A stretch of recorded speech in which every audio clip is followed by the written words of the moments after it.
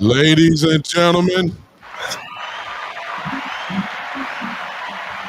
ladies and gentlemen, we are here. It is time for the OG Podcast, the Cowboys OG Podcast, as we do our best to come along here to you guys every Friday night, right around this time. As we come with the OG perspective, no nonsense. Somebody's TV is up or phone or something like that. Uh, whoever you are, whatever age group you are, we're here for you. This is the no nonsense, straight to the point, raw, uncut, no chaser podcast where we just have a good time. I bet this is what OGs do. Once you hear noise, we just gonna figure it out. So just bear with us. You understand? Oh, what the hell? That's We'll true. get with you. I had Big to time, of get course. this down because they could hear. Cowboy Joe is in the building, and then of course, My phone's out one there and too. only B Bird is with us as well. We are here. We ready to talk as we jump once again in this crazy week of Dallas Cowboy news and the big game coming up this Sunday with the great old rival, the Washington Commanders, Commandos, whatever they are. We ready for them, and here we go. We already know what some of y'all want to talk about as far as the big news of the day. I promise you, we're gonna get into that in just a moment. But there's other stuff to talk about first. And what up, Cowboy Joe? What's going on, man? It's good. Glad to be with you, brothers, on a Friday evening once again for the Cowboys OG Podcast. Look forward to doing this one every Friday. So I think we kind of got a special audience. So we're gonna just give them some good content here. My channel is called Father and Son Cowboys and Sportscast. I do a podcast with my son, and also do a show with these guys. Terrific guys. Always looking forward to talking with you guys. Awesome, man. Good to see you tonight, bro. What up, B Bird? What's going on, fellas? It's great to be here on a Friday night, man. It's actually a pretty good night, man, because Friday nights, hey, the work week's over with. We got the weekend to look forward to. Hey, we just kicking back, man, and just going to talk a little Cowboys football. We did have as the Cowboys go, we got some Real Housewives stuff going on with Diggs, so we're going to kind of see where that goes, man. But it's always something with this organization, man, to keep you on your toes. So, hey, it's good to hear from you guys and be on with y'all again, man. Great to go on. Well, we might as well just go and kick it off, man. We in the building, and as well, this crew is so good. We don't need too many notes. We don't need too much structure. We don't need a whole lot of production. We just started talking like we on the front porch. So everybody, whatever you got, get your popcorn out. Hey, if you don't like the truth, you might want to just leave. Ain't no sense in me lying about it. We ain't sugarcoating nothing. No, man. So I mean, it wouldn't be us. We don't look. I'm gonna be honest with you. I speak for myself. I don't care what y'all say. I'm just gonna tell you now. I know what some of y'all here for. I'm gonna tell you the truth about Mr. Diggs in a minute. I'm just gonna tell y'all, and we're gonna roll with that. But just get ready for the truth. But Cowboy Joe, go on, kick us off with what you wanna talk about, man. So I like where you started. We are the OG, so that means we've been around for a long time. And so this Cowboys Commanders rivalry, I think it's back with us. That's what we grew up on back in the day. Some of the great Dallas Washington games, and so this Sunday, for all practical purposes, it's a playoff game. It's going to be a playoff type atmosphere. It is a must-win game. I always kind of get kind of beside myself when people say that NFL games are not must-win games. You only play 17. It's not like the NBA or baseball. Yeah. In every game is, if you don't think it's a must-win game, just lose one. Especially in Dallas. we lose one game and everybody goes crazy. But it's a playoff type atmosphere. We're gonna have to show up and play.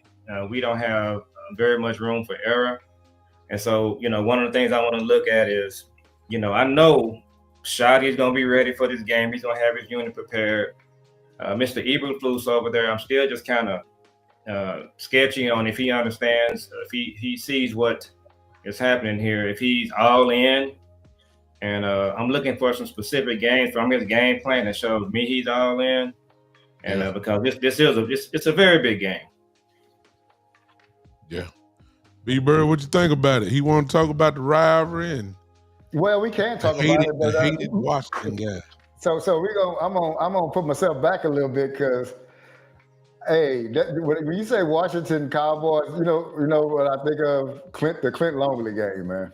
Wow, you going way back? Yes, sir. Mm-hmm. Wow, that was a great day in Dallas, man. But it was just real cool. We've had they've done some good things against us. We've done some good things to them historically. But that game, that was one that the guy comes in and wins the game for us. But one of the things I guess y'all probably know in history that it's a good thing the internet wasn't going on back then, because I don't know if y'all remember Roger Staubach ended up beating up Clint Longley out there at training camp. So yeah, he did. I think if that happened today, man, that'd be crazy, man. But what I look at with Washington, man, is really shows you how, before I even got on to be a content creator, the thing I talked about a lot is culture and structure.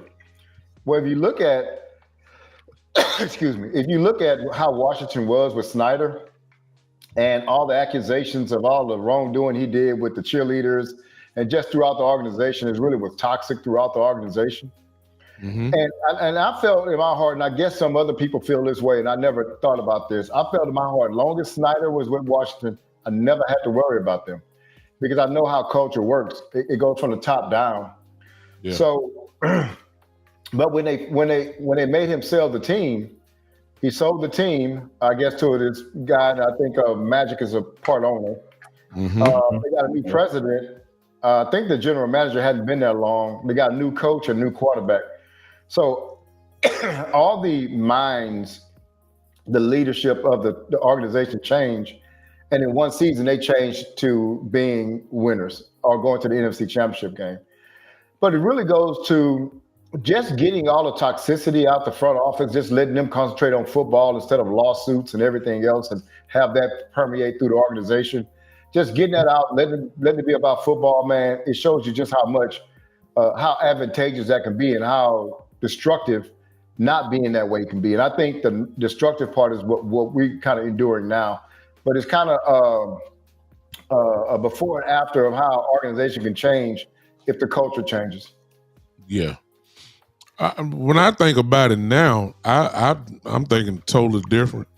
The rivalry will always be a rivalry, but it has not been as intense as it has been in the last 20 years or so.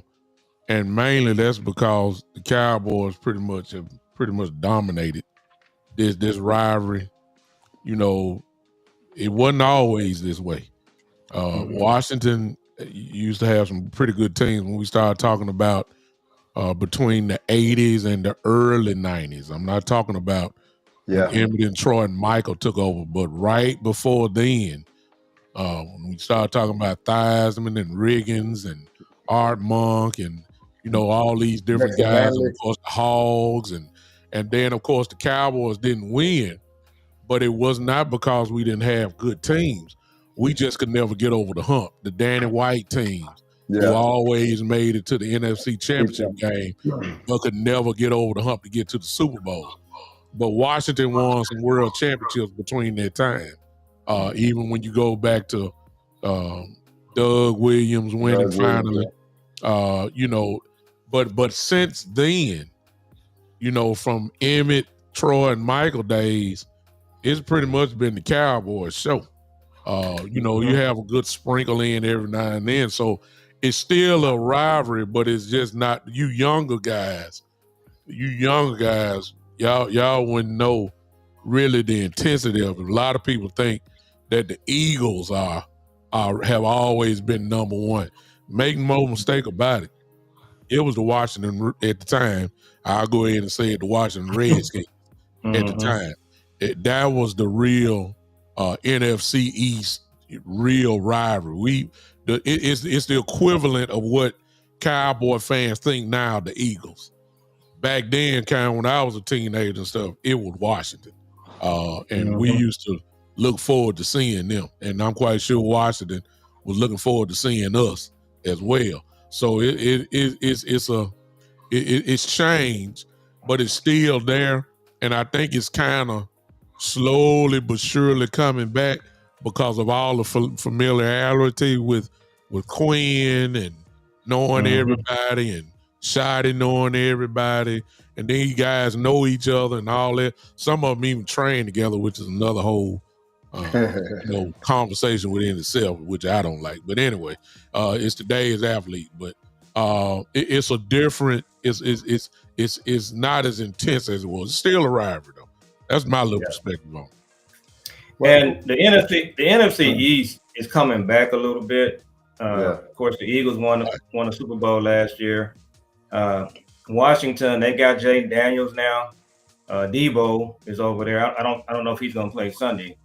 But one thing I've been thinking about this week, guys, I told my son that it's probably going to be a 10-7 team that wins some of these divisions. But I think we need to sweep Washington. We need to beat Philly and then sweep the Giants. The Giants game is looking a lot harder than it did earlier. Yeah. But it all starts on Sunday. You got to take one game at a time. But we got to get this one Sunday. And then, you just take it one game at a time from there. You do not want to be the team that come out of Sunday with a loss. You don't want to be Dallas or Washington.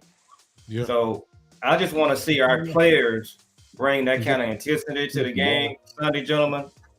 And especially that defensive side of the ball, and which I hope we can talk about. One thing I want to add. So it's interesting because hold on 1 second, yeah. So it's interesting because whenever Jimmy and Jerry got here, New York Giants and Washington had just won Super Bowls, and they were playing in our division. So my contention was, if looking back from a historical standpoint, is that Jimmy had to build his teams and to beat the actually defending world championship. So you couldn't play around with that and be like, oh, okay, we got a couple of sorry teams we can win. No, you had to build your team to beat the world champions. So when you built your team to beat the world champions and you did it, well, now you really pretty much could beat everybody else.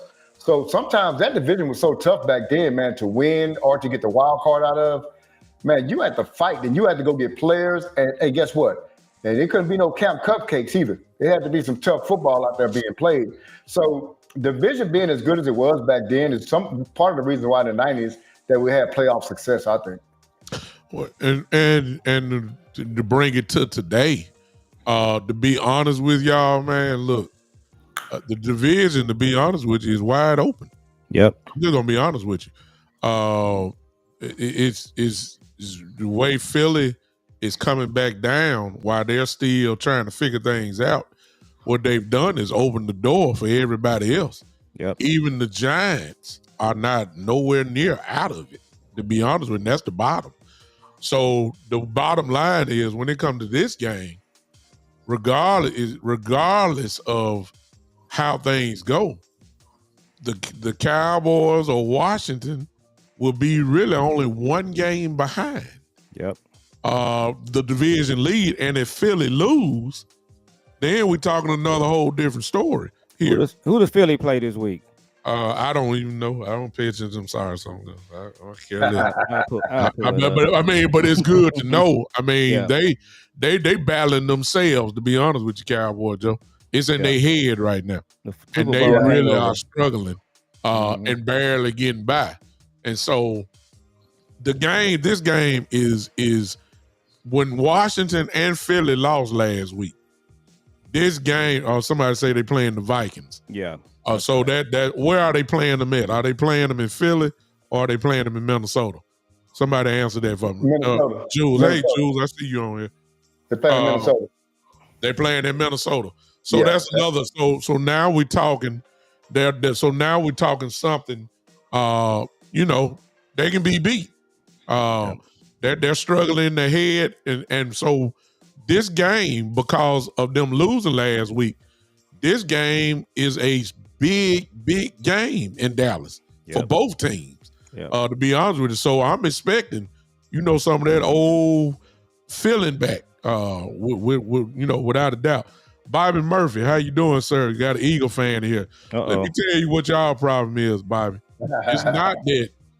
It's not that y'all are not healthy, even though some of your guys are playing hurt. Y'all problem is that y'all missing Kellen Moore. As crazy as that may sound. When y'all lost y'all coordinator, that made a difference. And you can see the struggles. That's what it is. You got the same players, but you got a different coordinator.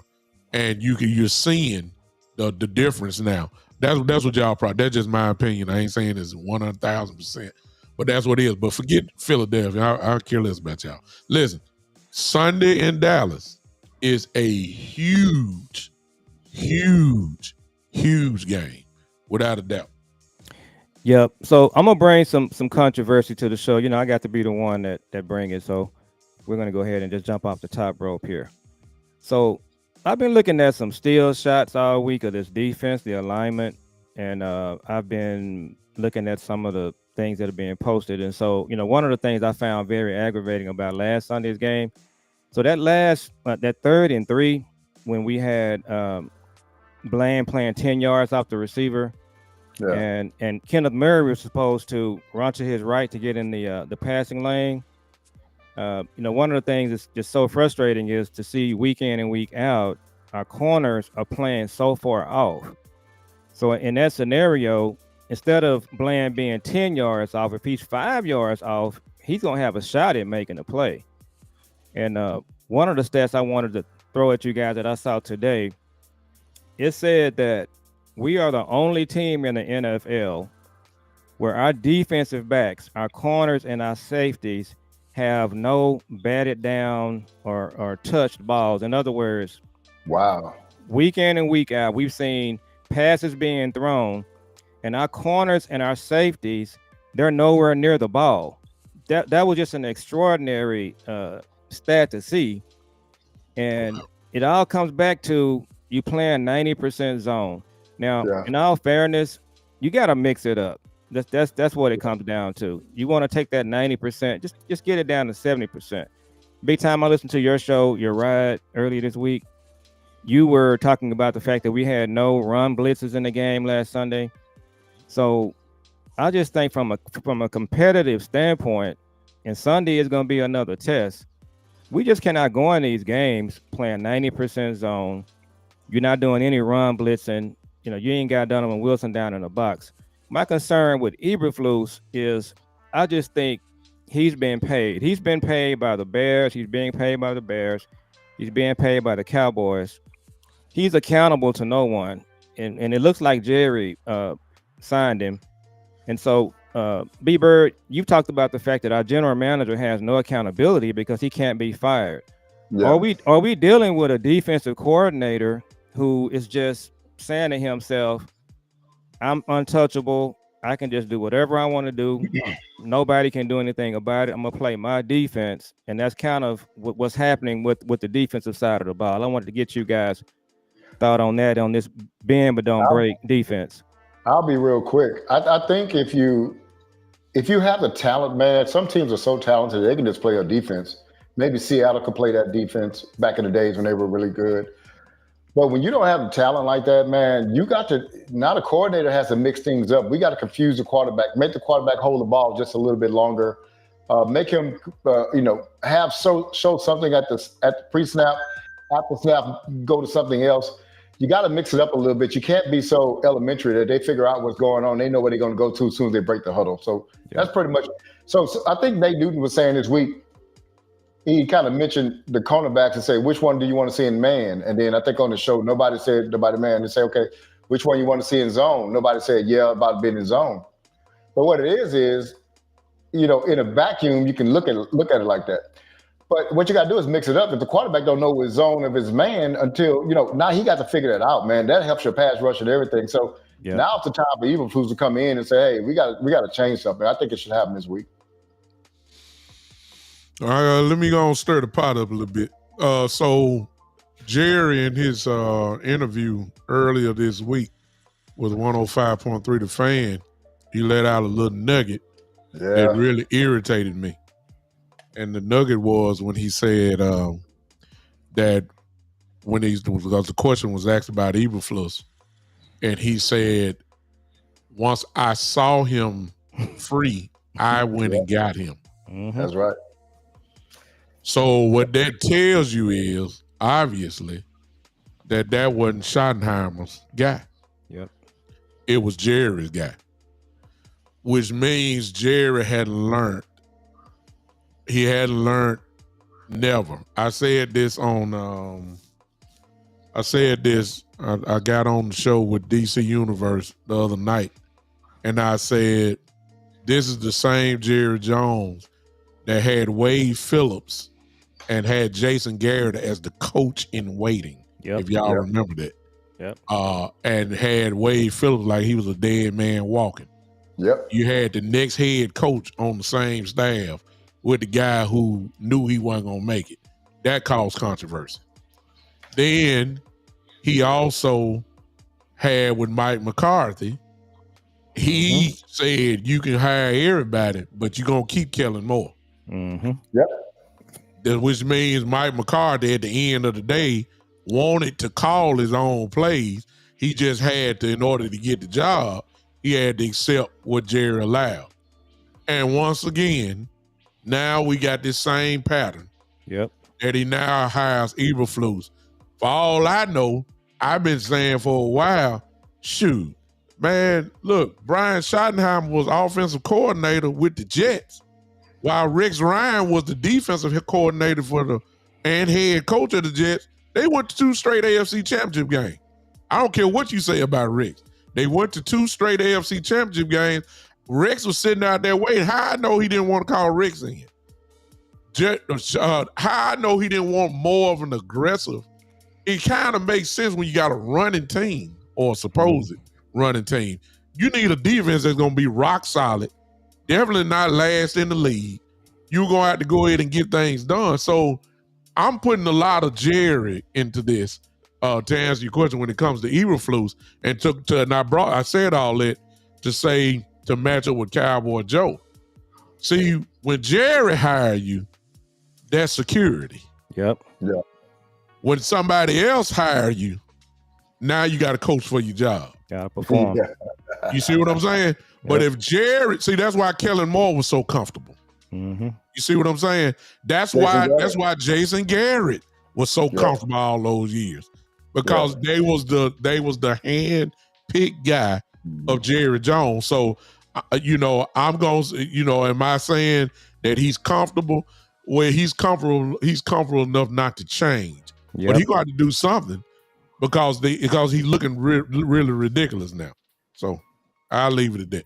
Well, so I asked Boss a question the other day because he had a really good thing when he had a in-depth thing on this Jerry saying about him hiring Eberflus. So my question was, I was trying to figure out just traditionally, don't the head coach hire both the offensive coordinator and the defensive coordinator usually? Usually the head coach would hire, excuse me. Yes. To answer your question, yes. Most organizations, yes. I said that I told him a story that whenever I know this is far away from NFL, but I coached my son in youth football and I was doing some research on it. and this guru of youth football said, hey man, when you do your coaching staff, get friends and family. And I was like, well, why would you do that? You got players' dads out there. And it was interesting what he said. He said, family members will be loyal to you beyond football. So they won't try to go behind your back during football. He said, but those dads on the sideline, they don't know you. He said, since they don't know you, they don't really care about throwing you under the bus to parents, to other coaches. They try to institute their own things when you're not there. There's a lot of other stuff there because the connection isn't there. So if Shotty hires a guy feels like, hey, this guy hired me, he gave me a chance, I'm gonna be loyal to him.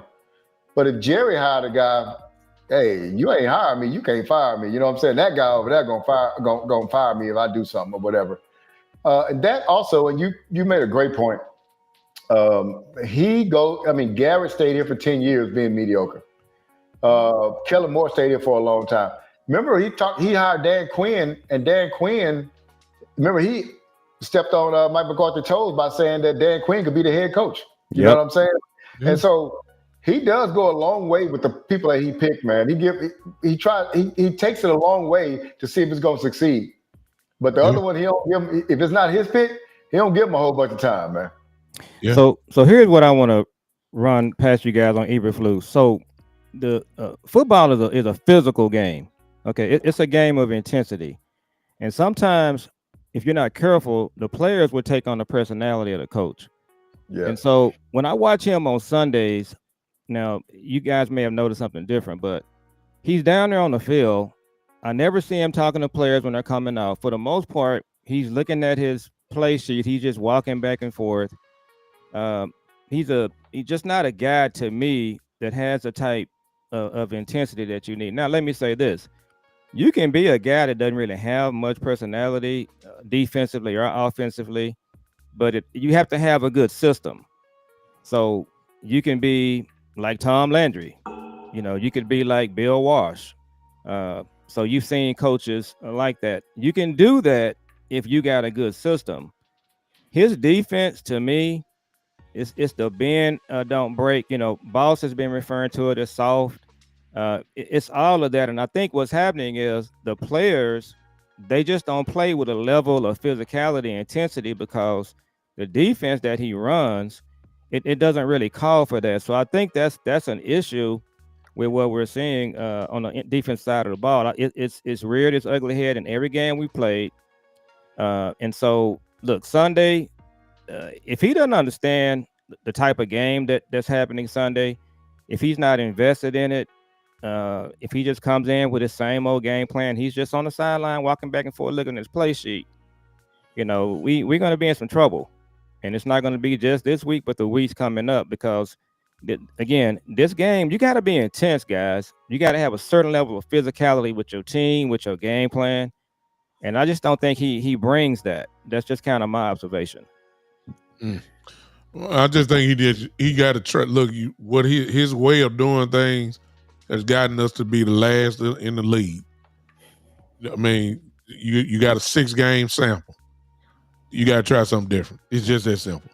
So what has he done primarily? He's pretty much, as you said, I think last week, the stats say that they were in 90% zone last week. That didn't get you anything.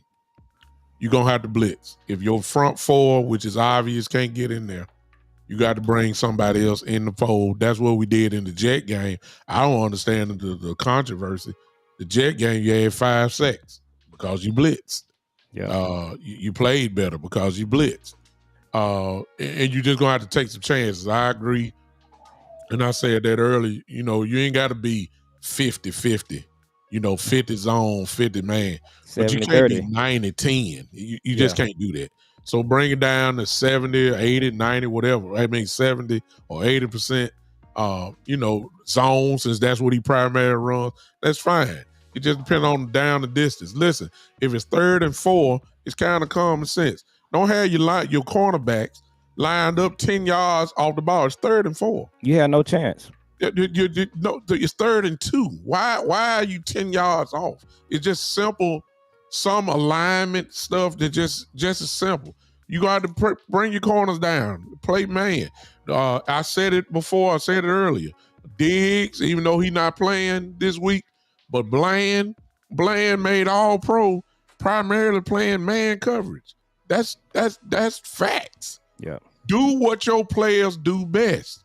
You got to change this thing up. So you might get burnt a couple times. Yeah, we understand it's Jaden Daniels. But if you let Jaden Daniels just stand there because he ain't got no pressure on you, he going to throw for 500 yards against us this week. It's just that simple. So you got to do something different. We got the 6-game sample. It's horrible. Okay, change it up. It's really just that simple to me. So I want to ask you this, B Bird, and Big Time, and I'm just really making this elementary. We've all been on at some level. We played the game. You know, you've seen it. But here's a question that I have for you guys about Eberflus. Okay, so he's down on the field. He's not in the press box. Okay, so he's standing on the field. He's got assistant coaches too. If it's 3rd and 3, and you got your corner 10 yards off the ball, wouldn't you just yell out on the field to your corner to move up? Wouldn't you just tell your player you right there on the field? So how are we seeing week in and week out? We got guys lined up 10 yards from the line of scrimmage, and the coach is not telling them to move up. That leads me to believe that's his defense. That's his defense, man. So what's those players are lining up where he's doing. I want to add something onto it. That wasn't 3rd down. That was 4th down and 4, man. So that was a key play in the game, because after that play, if you stop him right there, you get the ball. You don't need but 20 yards to go the next way to get into our field goal kicker's range. And so, but back to answer your question, Joe, when a coach calls a play, to me defensively, the depths are already there in the play call. Yeah, I don't know if that's right, Big Time. What do you think? Well, on that play, was you talking 4th and 4? What the film showed was it really, you could have lined up the cornerback there, but the reason why he was back there is because that was his area of responsibility. What the play was I think you're talking about the play when he caught when Bryce Young threw it to Winfro. Yeah. What happened on the play was that Kenny Murray. Yeah. He was late. He was about a half second late. Yeah. He leaned to one side, got caught up in the sauce, and I think he was about a half second late. He's supposed to have jumped that thing. He probably took it back to the house. But just that half second is the difference between, like you just said, B-Bird, you getting the ball and probably need this 20 yards, kick a field goal, and then you, of course, losing the game the way you did. That's the difference. Again, we're talking about responsibility. We're also talking about recognition from the players. And maybe we just a step behind in that area. So you know what I'm saying? So it go hand in hand. But to Cowboy Joe point, they always line up too far off. Yeah. Whether it's 3rd and 3, I mean, they line up. You don't never see. Forgive me, I had to go back. I haven't seen no press man. I haven't seen it. Well, and even in that play, what I'm saying, guys. Even in the cover 2, I'm sorry. Even in the cover 2 where you can jam them, then let them go. I haven't seen us get up on the receiver this year. So situational football, guys. Look at the situation. It's 4th and 3, 4th and 4, whatever the case may be, B-Bird. Kenny Murray got his role. But on that play right there, wouldn't you as a coach just say, Bland, I don't want you playing press, man. You know, we got a controversy with that. If he just moves up 3 yards closer, it makes it a lot harder for Bryce Williams to get the ball. It makes it a much better play to defend. But the way he played it, it didn't work. So but what would Murray do? What would Murray do on that play? See what I'm saying? Like he's in the depth, so Murray can do what he's supposed to do. Yeah. You see what I'm saying? Yeah, it was Murray's play. Yeah. Be there. If he would have leaned to the left, depending on what camera you're looking at it from, if he would have went the opposite way, it's a good chance that he's there. At least get his hands on it, because he barely missed it. He barely missed it. I'm saying just that half second there, he knew what to do. It was just too late. And maybe you call a different defense. See, another thing is like Cowboy Joe is saying, I think you're absolutely right. Like, your personnel kind of dictates what you call. You know what I'm saying? I'm gonna be honest with you. I'm gonna be, I hate to say this, but if Sanborn would have been in the game, he might have been there. Yeah. Because he wouldn't lean right there. I mean, Sanborn doesn't know where to be like that, but Murray is an aggressive downhill dude, and he gonna bite off the first thing, and then he try to recuperate. But that 1/2 second or that second messed him up like that. But But I agree with you, Joe. So the situational football. Yeah. And I think we're gonna see that this week. I think we are gonna see that this week. But go ahead. I'm sorry. I got written down in my notes. That's the difference between a Sean Lee and a Murray. And I know because Sean Lee IQ was way off the map, and Murray's just a C-ball, hit ball type of guy, man. He's not. Remember, according to what everybody's saying, he's capable of being the green dot guy. He's capable of being the middle, but he's really not a middle linebacker. Yeah, that's Sanborn thing.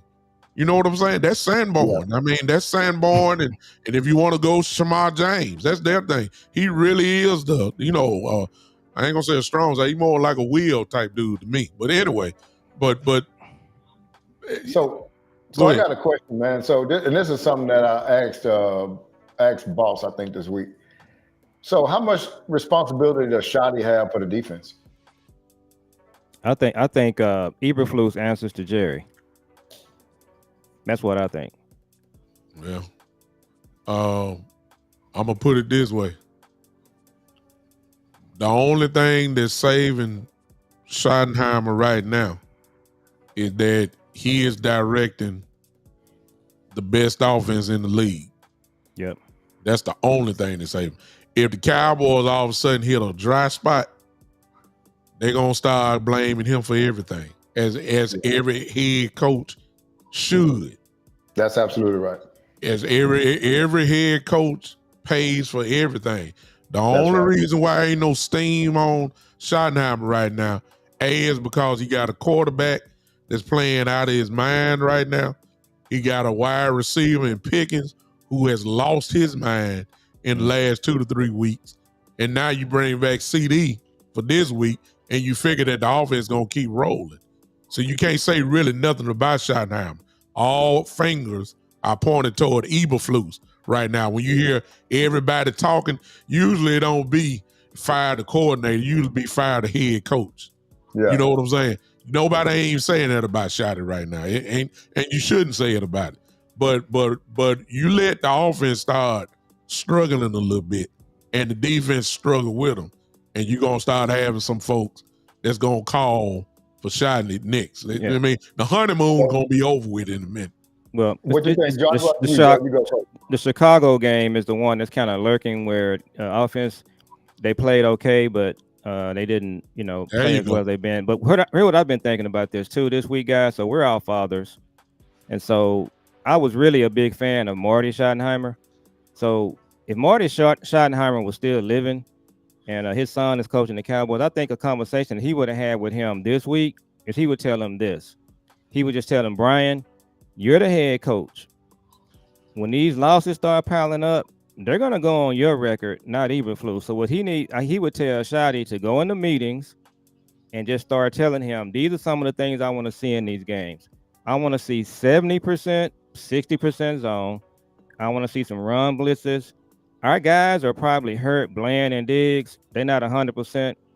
Let's play them 5 yards off the receivers versus 10. And then just make some adjustments. And then, after he does that, then I think, you might see some changes. But I think if his dad was around, that's what he would tell him. He would tell him, you are the coach. And so you're not going to just, lay down and let this guy just do this. We waited for 20 years to get a job. You're not going to just let this happen. Yeah. So the thing is, man, and that's why I brought that up, because we almost act as though Eberflus is defensive coordinator, Shotty's the offensive coordinator. Well, who's the head coach? And so who's that authority figure? And I say the Joneses. Yep. So if you go back and look, if Parcells' offense for the Giants didn't do well, you think people are going to let Parcells off the hook? No, Parcells was a guy. He's the defensive coordinator, but he's going to take bullets for the whole team. Marty Schottenheimer, he was going to take bullets for the whole team because the whole team was his responsibility. Tom Landry, even back in the days, Jimmy John, we are giving him a pass. If you're going to be the head coach, man, you're supposed to go in there and go into that. You're responsible for that defensive room just like you are that offensive room. That's just my opinion. And I know you calling plays or whatever, but the responsibility still falls on you as a head coach. And so we are letting him off the hook, man, to be totally honest with you. Well, and to me, Go ahead, on. I'm sorry. Go ahead. Finish up. Yeah, to me, it's making Shotty look kind of weak and like, okay. So this is my thought process. The Cowboys have only had 2 Type A personality coaches here in the last 35 years with Jimmy Johnson and Bill Parcells.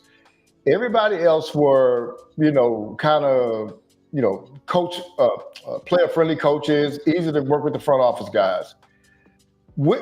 Also, too, another characteristic with all the coaches that we got, nobody else really wanted them. It wasn't like a mad fight over them like the offensive coordinator from the Detroit Lions last year.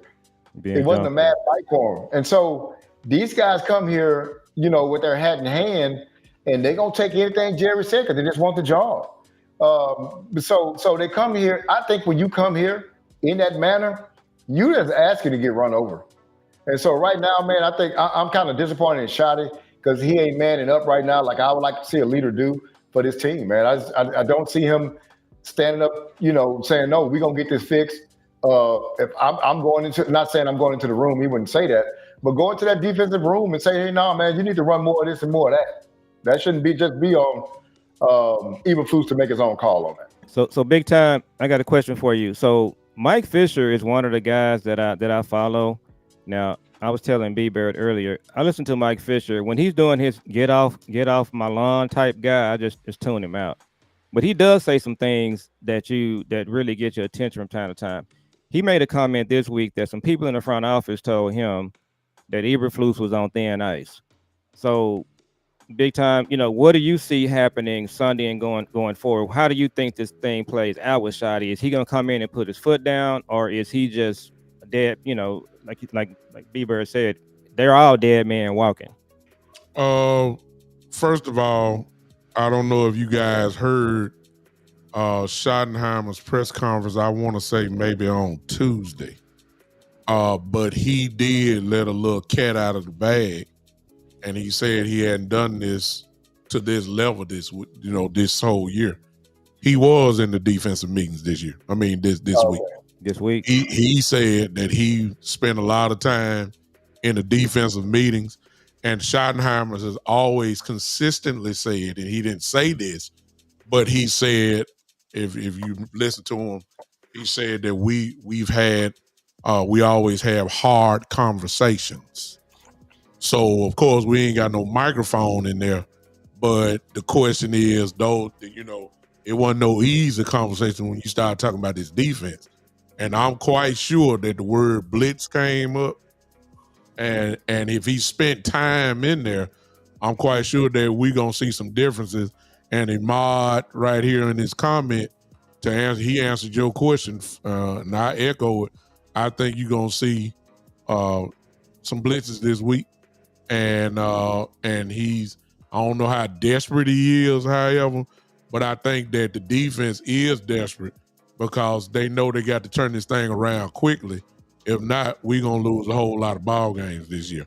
So, and when Fisher talks, he's one of those people, man, that he worked with the Cowboys back in the day. He's been there for almost 30 years. Working, being, affiliated with the Cowboys, which means he's developed a lot of relationships over the years. And so when he says something, he's just not throwing stuff out. He got it from somewhere. Yep. He's one of those voices that, those are one of those guys that when he talks, you probably need to listen to what he's saying. Him, James Slater, Calvin Watkins, these guys, Brian Broaddus, these guys here, when they say something, they got sources. And so when he says that he heard that Eberflus is on thin ice, you probably need to pay attention to that, which means that he ain't got time to have a zero, a dud performance out here. So he got to do something different. So I'm expecting a lot of aggression this week. And you better, because you're going against a quarterback that will, if you think, look, it's common sense, y'all. If you think Russell Wilson and Caleb Williams and Bryce Young made you look bad, ladies and gentlemen, let me just go on and tell you, I can't stand them, but I know it when I see it. Jaden Daniels will make you look really bad this week. If you just let him sit back there and there ain't no pressure on him and he can run too and all that kind of stuff, listen, you better understand. You better do something different this week. If it was any week you better blitz, you better start sending the cavalry in this week. Well, that's why it's going to be a big game. It's a nationally televised game. I was kind of disappointed. I don't think he ruled all the way out. I wanted to see Debo in this game because I wanted to see how we're going to respond. You were saying something, B-Bird? Well, it's kind of off subject, but I'll tell you this. So me and Cowboy Joe had a conversation last week. I said, man, it's interesting you can't find Schottenheimer's contract anywhere, how much he makes. But Jules actually did find it. I think that was Jules. It was $4.5 million a year. And I always say we're the most valuable franchise in the world. He's the lowest paid head coach in the NFL. So let me give you a comparison. You know who makes $6 million a year? Chip Kelly, the offensive coordinator for the Raiders. Wow. So he makes less than Chip Kelly and less than Vic Fangio, or the same amount as Vic Fangio. So that's how much we value a head coach in Dallas. And if any coach, Ben Johnson would never have taken a job here. That's why they don't even want to go after a guy like that. Why? Why would I go after a guy like that when, you know what I'm saying, we're not paying that amount of money. We're not paying double figures for a head coach. I just want to throw that out there, man. Well, and I'm pretty sure, to piggyback on your point, I'm pretty sure that Eberflus is making more than Shotty because Eberflus is still getting paid by the Bears. So Eberflus is double dipping. So he's getting paid by the Bears and the Cowboys.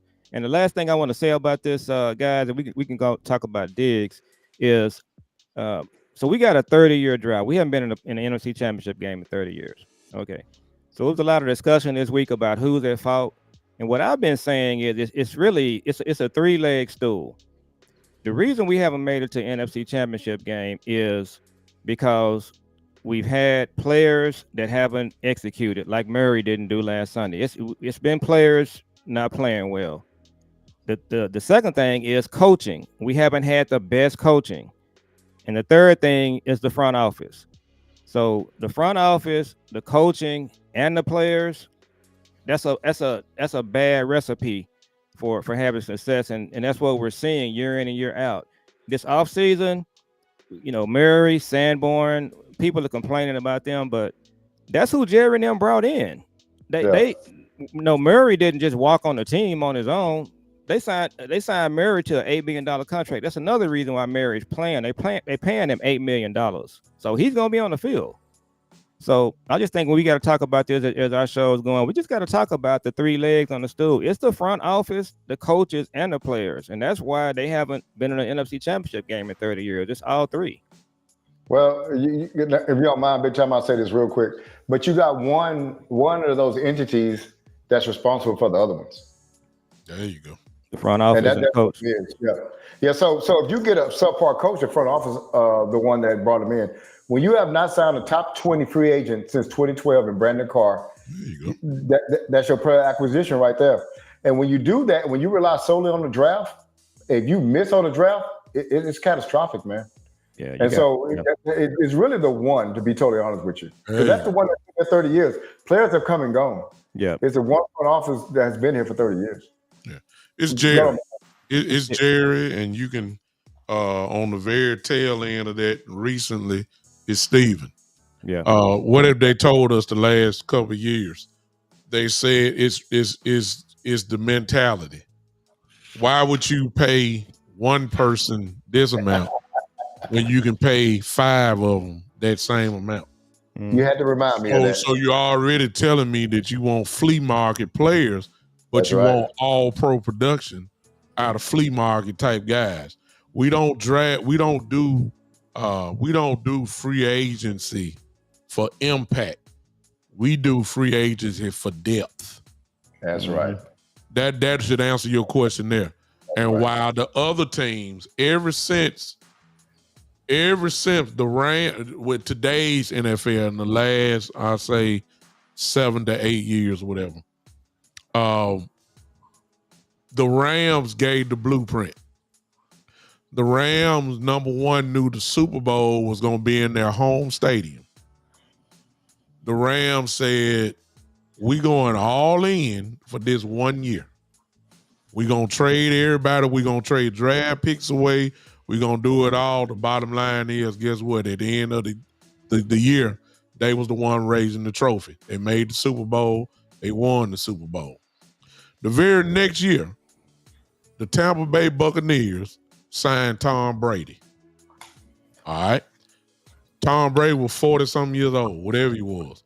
You knew that in order to maximize Tom Brady and trying to win a Super Bowl, because you ain't bring him in for nothing else, you had to say, we all in. What did the Tampa Bay Buccaneers do?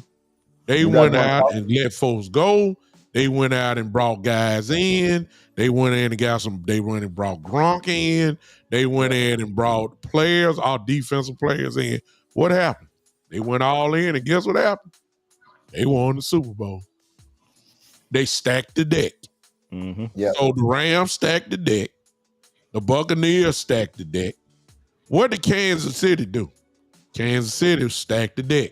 Oh, yeah. What did Philadelphia do last year? Even though they drafted well, they went out and said, we already know we good, but we just gonna go and get Saquon and go and carry this thing over the top. Yep. AJ Brown. We went and got AJ. I mean, so the Cowboys, why I said that to say why the Cowboys are drafting and developing, because that's what they did to win in the 90s. That don't work now. Mm-mm. And so the mentality to say, look, why would we I'm just using Michael Parsons. You know, we can pay 4 guys with Michael Parsons. Yeah, but are they impact guys or are they just depth pieces? Yep. And so that mentality still lies today. The coaches ain't got nothing to do with that. The coaches probably want superstars. Yeah. But it's Jerry and Steven who want to go ahead and go the cheap route. And so what you're seeing is the result, you got a bunch of guys that when your one star does go out, now you got a bunch of depth practice squad, third string guys from the XFL. We depending on XFL players. What they want is a XFL guy, Brandon Aubrey, to come into the league and become an all-pro immediately. And so that's why they dip into the XFL. Perrion Winfrey's, all these guys, they let like, and if we can go ahead and go ahead and strike it rich, we gonna beat something. No, it ain't working now. So, but hey, it is what it is. It's Jerry, man. He's so one thing, no coach in their right mind, defensive coach, would want Michael Parsons not on their team. That just makes no sense. Like, so that I know that was just a Jerry thing, right?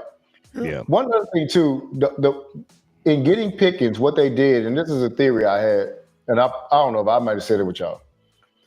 I'm of the mind, if I'm a GM, I'm stacking my room from the top down.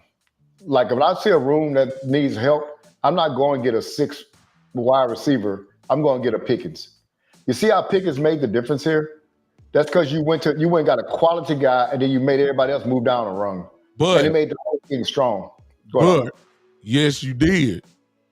But the only reason why you got him because he was cheap. Yeah. You didn't get him because if he would have been making money, you wouldn't have got him. Yeah, he's cheap at the moment. I don't know what he's making this year, but he's on his last year in the rookie deal. Yeah.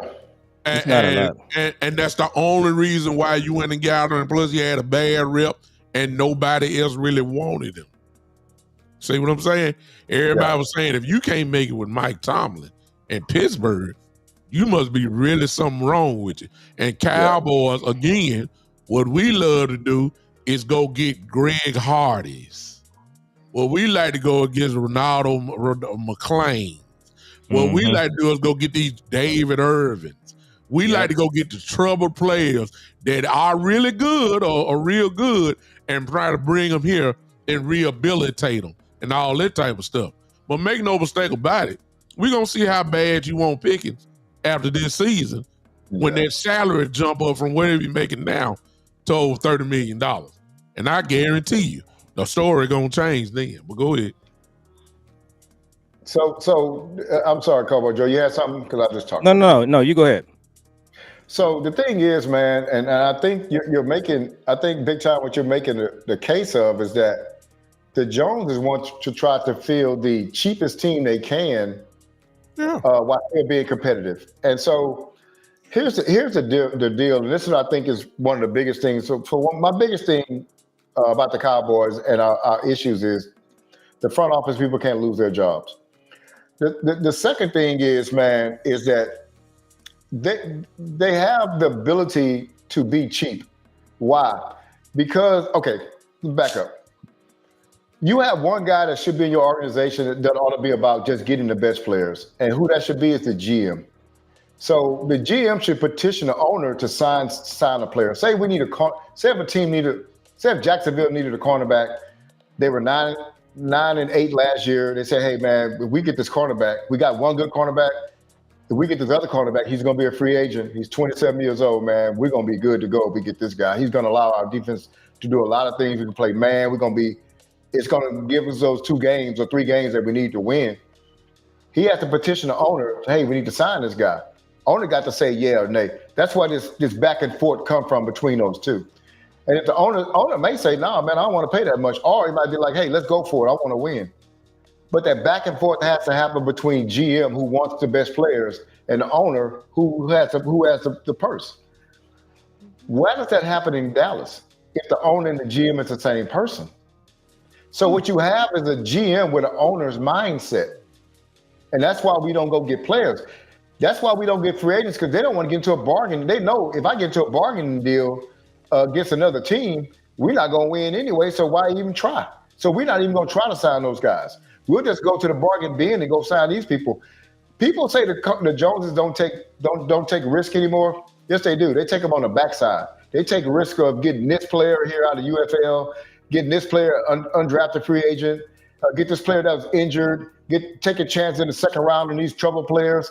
They take risk on the bottom side, not the top side. And yeah, go ahead, big time.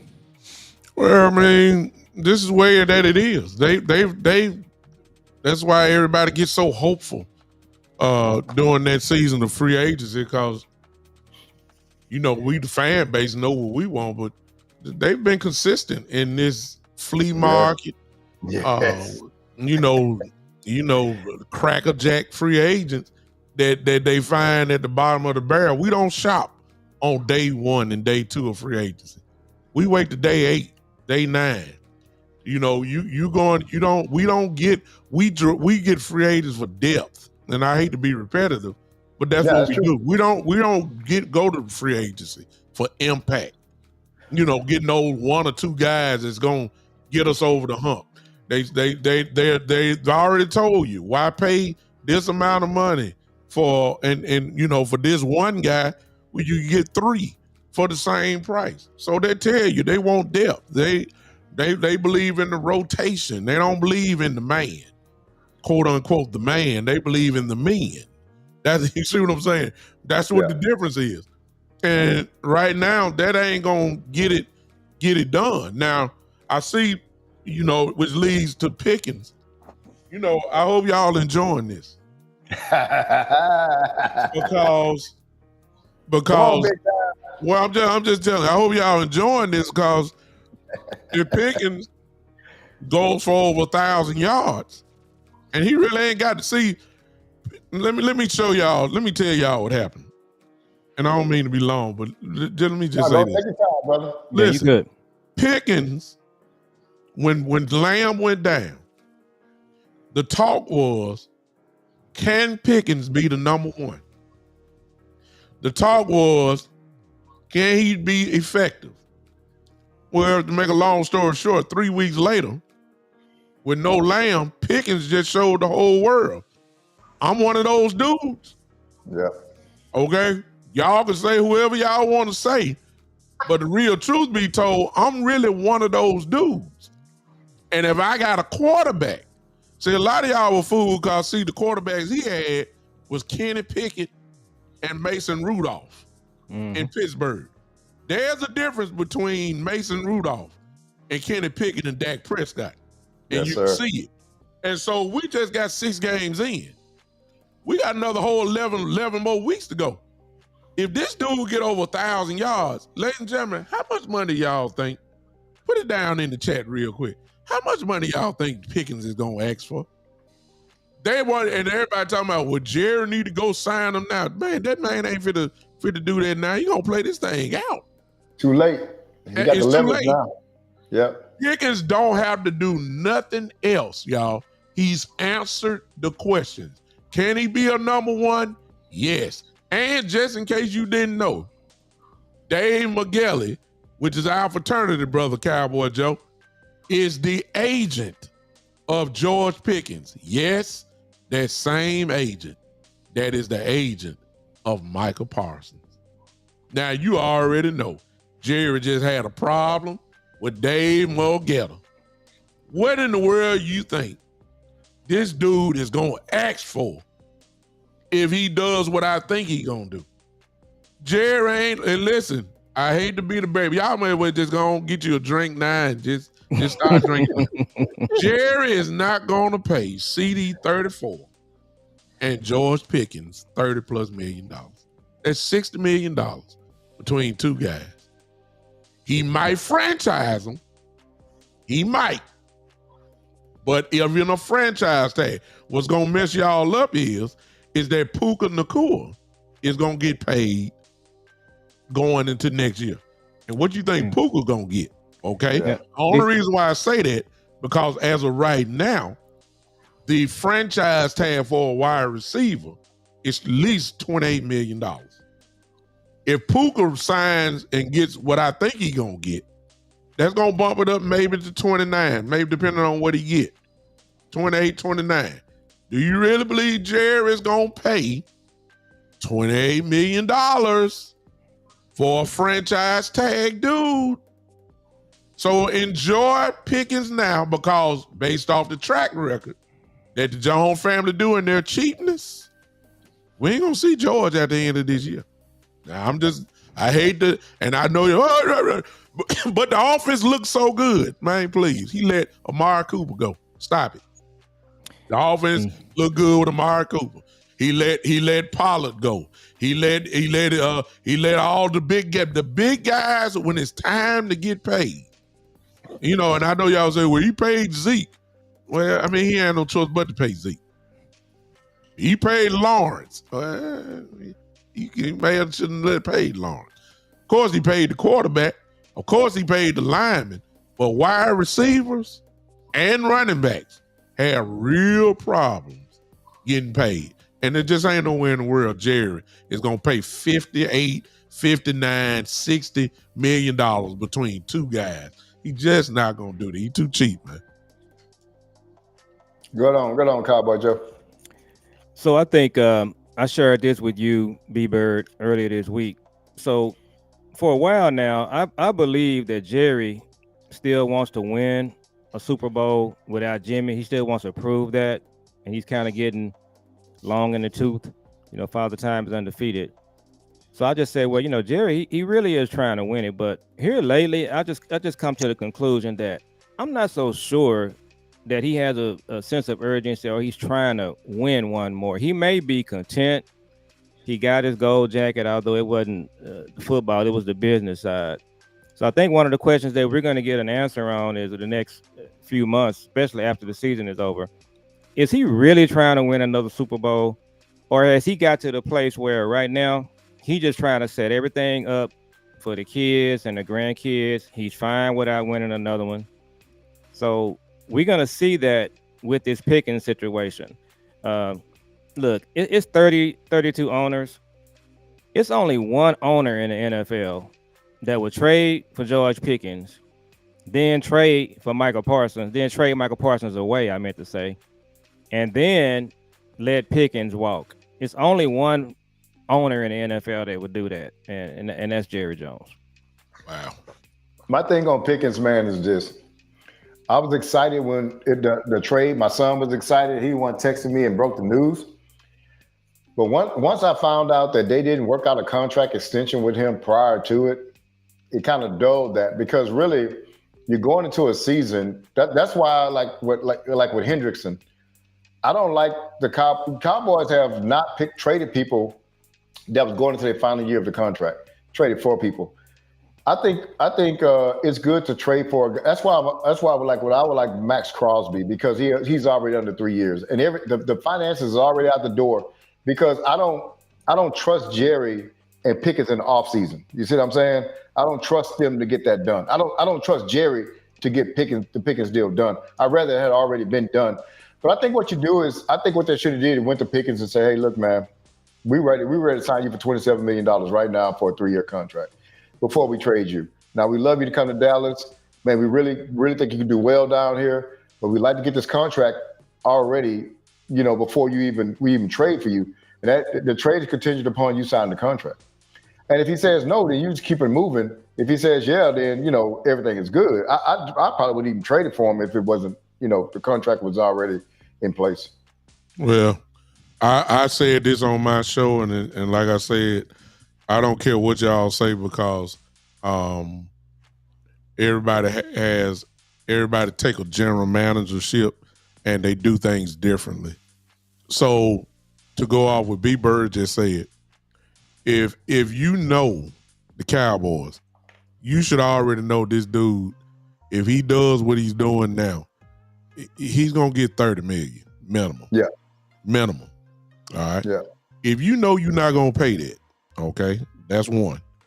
And then number two, if you know you're not gonna franchise him, then he now becomes very valuable in a trade. And the trade deadline is coming up. I said on my show, it's teams that will line up right now. A team that's right there and needs something to carry them over the top. Well, Pickens fits that category.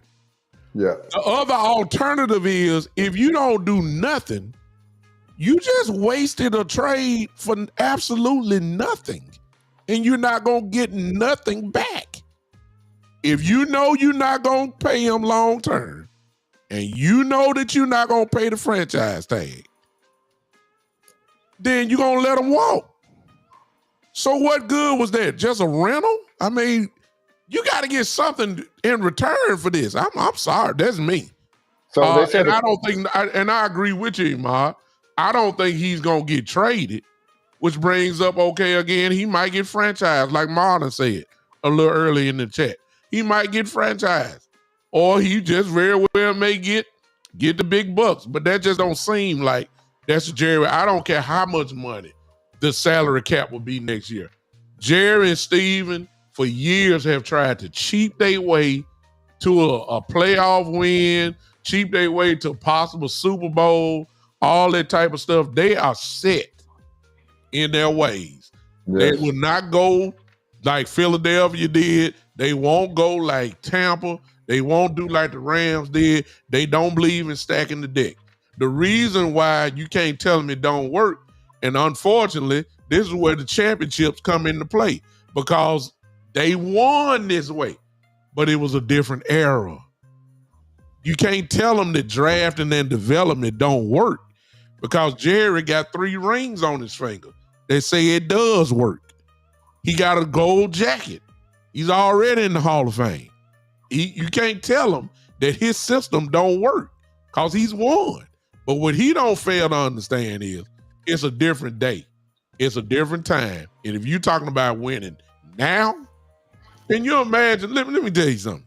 He said, somebody said, well, there's no way you're going to get traded. Let me tell you something. What Pickens have showed you right now, what if the Los Angeles Chargers come knocking at the door and say, we want George Pickens to go with Keenan Allen and George Pickens together to go with Justin Herbert, and you trying your best to get over the hump of the Kansas City Chiefs? What if the Buffalo Bills, oh my God, would Josh Allen say we want Pickens and they trying to get over Kansas City? You don't think somebody wouldn't try to do that? That Mahomes ghost is just lingering over the AFC. He just like Jordan right now. He's stopping people from getting to championships. He's stopping Josh Allen. He's stopping Lamar Jackson. He's stopping Justin Herbert and all these guys. They're trying to get to beat the Chiefs. Everybody know the Chiefs is getting ready to get hot. Like, and here come Rice coming back. The Chiefs finna go on the run. You better do something. I'm just saying. There's a rumor. And what I'm saying is, he becomes a very valuable trade piece right now. I'm not saying trade him. I don't want him to go. But if you know you're going to just let this dude walk, what you can get for him, it'll help you out since you love draft picks so much. You can add to your draft next year if you trade him away. That's all I'm saying. So there was a rumor I saw today that Buffalo is going to try to make a push for A.J. Brown from Philly. So Buffalo is trying to get a receiver, just FYI. But what were you saying, B-Bird? Yeah, so one thing I heard this week, too, and I don't know how true it is, they said that if the Cowboys lose Pickens via free agents, they get a third-round draft comp pick back. That's true. They do, yeah. That's true. Yeah. But you can get, but right now in a trade, you can get so much more. Oh, no, definitely. Because you can probably get a first round out of them, to be honest with you. I don't know if you're going to get that, but you can get a couple picks for him. And whether that's third, fourth round, whatever the case, you can get more than just a third round pick for him. With his value right now. Oh my God. What do you think Jacksonville would say? Come on now. Yeah. You know, a team that need to catch up to Kansas City and Buffalo. This dude can make a big time difference. For real. I'm just saying he becomes let me say this again, because y'all think I'm not saying trade him. However, if you know you're not gonna sign him, he really does become a tremendous trade piece for you on this team. That's all I'm saying. So let me ask you a question. Name another team in the league that would have a Pickens, but we talk about not signing him because our players overperform, and now we're scared that we're not going to sign, like Michael Parsons. You know what I'm saying? Like, you know, they play so well. That's what you want players to do. You want players to come in and play well, but in our minds now that that draft pick is doing real good, we ain't gonna sign him. You know what I'm saying? that wide receiver, we ain't gonna sign him. You know what I'm saying? It's crazy that they got in our minds to start thinking like that, man. Yeah. So Brian Smith said a second and third for picking easy. So look, I will say this: we got to do a whole Friday night show on the Cowboys culture, and the elephant in the room is the Cowboys culture is Steven and Jerry. It's the hang around the rim. Whenever they get a chance to do something to put them over the top, they take a step back. And First of all, let me stop you right there. Mm-hmm. When was they hanging around the rim? Well, they haven't been. Their definition of hanging around the rim and mine are different. I don't know. One and done, that ain't hanging around the rim. That is not hanging around the rim. So, I mean that ain't hanging around the rim.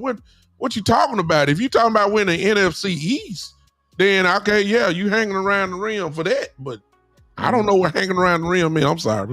So hanging around. What Baltimore do is hanging around the rim, right? Yeah.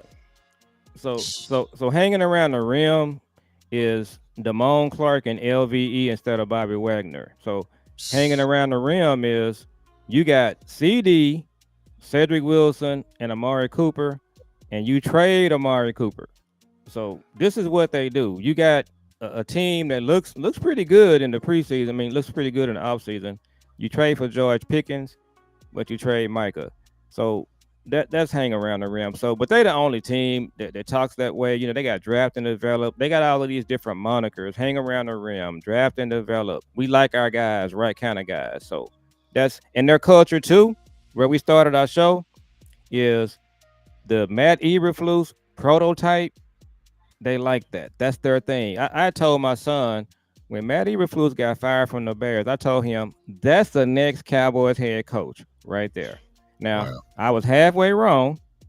They made him the defensive coordinator, but it all comes out the same. So that's what they do. So, but yeah, big time.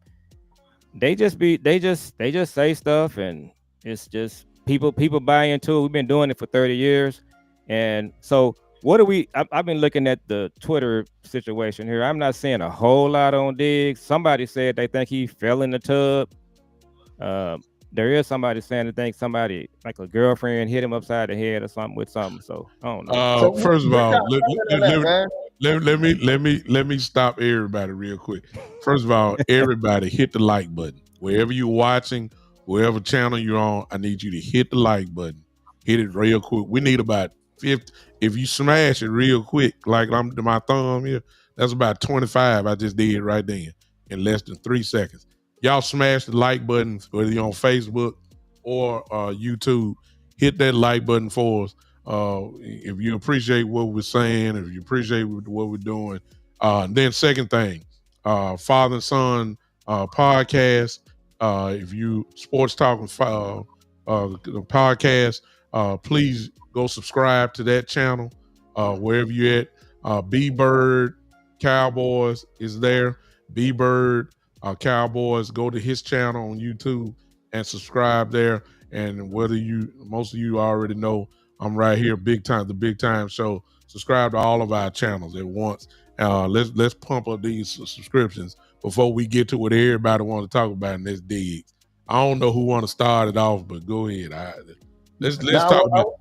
I want to hear what you got to say, man. Oh my God. Well, first of all, ladies and gentlemen, if you have not heard, I'm quite sure you know about now. Trayvon Diggs will not be playing Sunday. He's already been ruled out with a concussion. And some of you may be saying, well, when did that happen? Because it didn't happen on Sunday on the field. He didn't get a concussion from hitting nobody. Let me just go and skip over the field. He got his concussion at home. Before I get my tirade, I need everybody to type in at home. He got his, not on the field, not on the practice field. He got a concussion. He's under concussion protocol because of what happened. Come on, help me say it. At home. Do y'all know how ridiculous that sounds, y'all?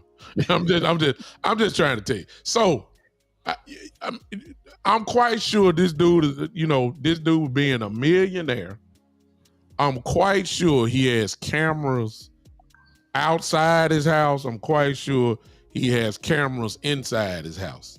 I'm quite sure. The way it happened last night. And he called the Cowboys, and Schottenheimer came in and said today at his press conference that he came to the building and he's under concussion protocol. But he had a quote unquote, from what Bleacher Report said, an accident at home.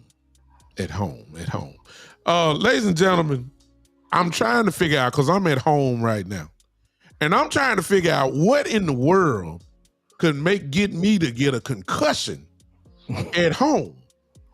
Did I run into the wall by mistake? Did I hit my head? I got a ceiling fan over my head right now. Maybe the ceiling fan fell on top of his head. Maybe that was it. Or maybe I got stairs in my home right now. Maybe he fell down the stairs and hit his head at home. Maybe he was running on the stairs, and I'm just trying to figure out how in the world this dude get a concussion. I wish y'all would help me say it tonight. At home. Boy, I feel like preaching right now. It happened at home. It happened at home. And so, to make a long story short, because I don't want to hog it up, because I did this on my show today. The man didn't get it on the field. He got it at home. And so, what in the world could make you lose? When you get a concussion, there's about a 1 or 2 seconds where your mind go blank, if not longer, and something had to happen. And so I was saying, just stay tuned, stay calm. Things are gonna come out. Just wait. And I said, can you imagine what Jared Jones gonna say about this situation? And can you imagine what Eberflus gonna say?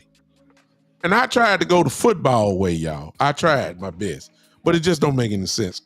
Against the Jet game, y'all followed the timeline real quick. He didn't start, remember? Mm-hmm. Okay. Yeah. Then Diggs gets on the microphone and started talking about the concept. And then he started saying playing the man is grits.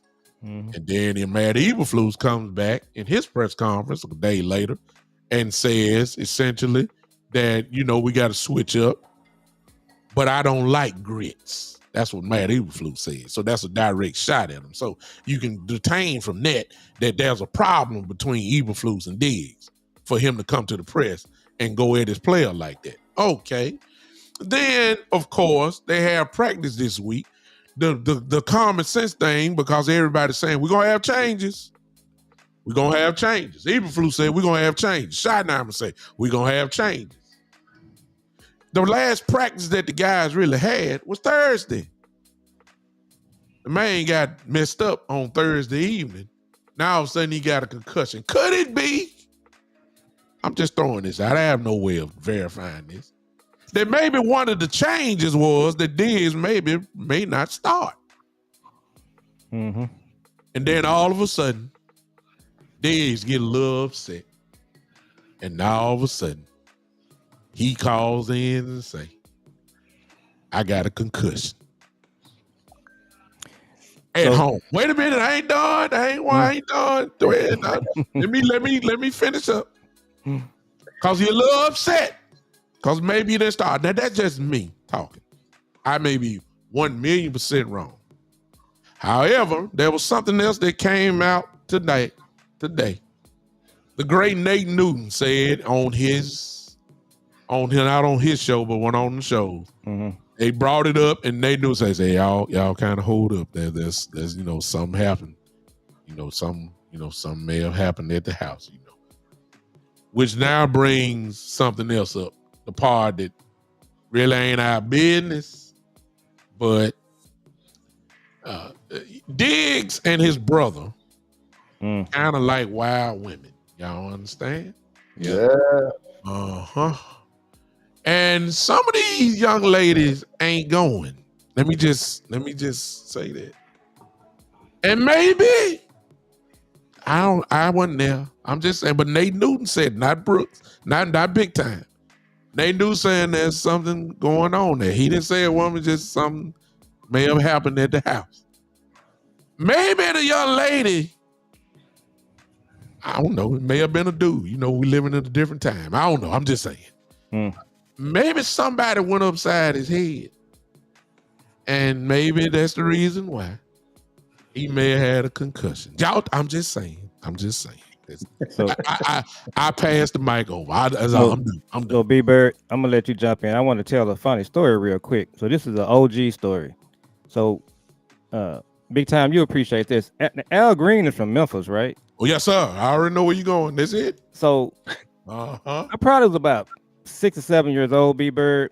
We standing outside in the front yard, and there was a story on the radio that, and so back then, my mom and my grandparents, they all cooked with a lot of grease, and you couldn't walk by the stove when that grease was popping. So when I heard the Al Green story, I thought that his girlfriend had threw some grease, like some hot grease on him. No, he threw hot grits. So I found out later it was some grits that he hit Al Green with. So B-Bird, I'm gonna let you take it from there. Yeah. Cowboy Joe, I love it. Now, one thing, man, I kind of noticed, and I kind of turned the head from it.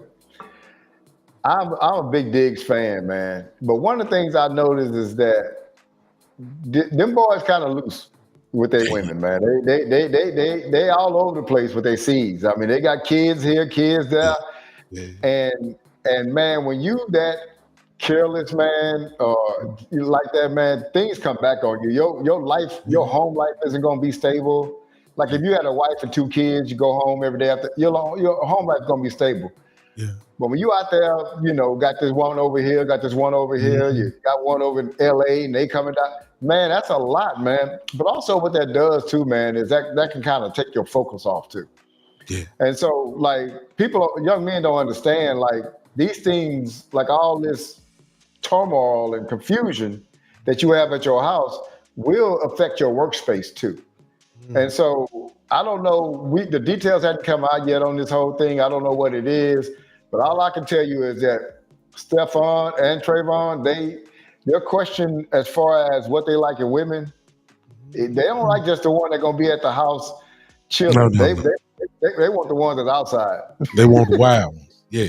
Ladies and gentlemen, what you're witnessing is right now. See, you ain't gonna get this with the younger other content creators. You got about 80 years of experience right on this screen right here. And most of us, all of us married. I know it. Yeah, I am. All of us are married. But before we were married, help me with somebody. I wish y'all would help us tonight. Before we were married, we participated in, as the Bible says, riotous living. Y'all understand? So you're getting an OG perspective, and that's kind of what Nate. You can read in between the lines there. What he was saying. He may have fell up on a young lady that let me put it this way, that might have Tiger Woods him. Like y'all remember what happened to Tiger? Yeah, we remember. Y'all remember what happened to Tiger with his wife and all that type of stuff? It for him to get a concussion, come on. I don't think Diggs is that sloppy that he done fell and buzzed his own head. I just don't see it. I just don't see it. And I think that as time go on, it may not come out eventually. I mean, immediately, but I think it's going to come out eventually. If the Cowboys say he's under concussion protocol, I trust that. I believe it. The question is why. And based off of what B-Bird just said, and based off of what Nate Newton kind of started going with it, I probably believe Diggs had a visitor last night at his house, and the visitor didn't, at some point there was a disagreement or something, and y'all, some of y'all is looking at me now. Y'all don't sit there. There's a reason why y'all quiet right now. Some of y'all already know what we talking about. Some of y'all done been through some of this stuff, and you know how it is. Yeah. Sometimes it go down like this, and things just No, Brian, I'm good. I ain't got this problem. Ain't nobody ever went upside my head.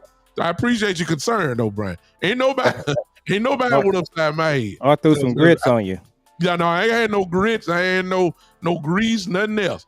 I'm just saying. This OG perspective, you got to read in between the lines on this. I think Diggs may have had a little issue with someone of the opposite sex, and things may have just got a little out of hand, and the brother got a concussion. That's all I'm saying. Can I give y'all a stat, man, that I heard, and I just went kind of researched it. They say 86% of the billionaires in the world are married, and 76% of the millionaires in the world are married. What that is that, man, when you're married, marriage brings you stability, man. Yeah. And it cuts out confusion. It gives you understand what you're coming home to. It gives you discipline. It gives you a whole bunch of structure also. So if billionaires are married, financially is a good thing, right? If millionaires are married, financially is a good thing also. But the single life, man, that's why a lot of these young athletes, man, that after they get through playing, they don't have no money. Why? Because, you know what I'm saying, you've been out there. It costs to get out there in that single life, man. It's wild out there, man. Especially when you're going after the wild ones. You ain't going after no, you just, it's Thursday night. I got to get ready to play the game. I'm just looking for a night. You understand? I'm like Luther Vandross. If only for one night. I ain't trying to make no week out of you. I just need just have fun for one night. And so what you go do is go get you don't go, boy, let me stop. You don't go get the most conservative women. You're looking for the top notch of different categories. I'm trying to be nice at what I'm saying here. And y'all understand what I'm saying. And sometimes those girls have the type of attitude that ain't on the classy side. Let me just say it like that. Let me stop. Let's move on to Washington or something, because I'm gonna get in trouble. Let me stop. I'm done. Go ahead. Yep. So we'll guess we can just wind it down, gentlemen. We'll give our thoughts on the game on Sunday. So big time. You pretty much nailed every game. I don't think you've missed one yet. I thought the Giants game was gonna be a blowout. I can't remember what I said about the Jets. But I think we got another close one Sunday. Washington, it's a rivalry. I hope Eberflus gets the memo that it's a big game, and so he needs to come up with a good game plan. Just mix it up and hit this quarterback with some things he's not expecting. You know, we got players. So Diggs not playing. They're saying Debo not playing. Expected to be a close game, and it's gonna be one that's fun to watch. We back on the varsity schedule at 3:00. We've been playing the JV schedule for a couple of weeks. So, but I think it's gonna be a close game, and again. What's your score, Joe? I'm gonna go 27-24 Dallas. That's what I'm kind of feeling. Y'all put in y'all score in the chat. I just want to see, and make sure you let us know who you think gonna win, because I'm gonna come back. When y'all come back and see us next Friday, I'm gonna be looking at it for some of y'all. Put it in the score there. Go ahead, B Bird. Yeah, man. So I was wrong last week. I thought we was gonna beat Carolina. I was wrong on that one. I guess when I pick, I'm pessimistic towards the organization as far as the Joneses and this, that, and other. But when I pick, I'm actually optimistic. So I got us winning 30-28, man. Last second field goal maybe. Down 28-27, last second field goal win. And that's just hopeful thinking, to be totally honest with you. First of all, thank all y'all for popping in on us tonight. I think this is gonna be a shootout. I don't think nobody gonna stop nobody. I think that it's gonna boil down to possibly who got the ball last. Turnovers will be major in this, if there are turnovers. With CD coming back, I don't think there's a defense in the NFL that can handle this offense. I just don't see it. And I just don't. I think that we're really going to score now, because with CD back, what that is going to do is that's going to push them safeties to play back now. Last week we had some type of single high stuff, and Pickens just burnt guys.